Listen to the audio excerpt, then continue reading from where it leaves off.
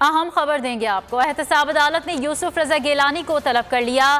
Saint میں opposition leader کی طلبی کا نوٹس جاری کر دیا گیا ہے۔ اس حوالے سے مزید تفصیلات بتائیں گے نمائندہ بول نیوز افضل جاوید۔ جی افضل، بتائیے گا۔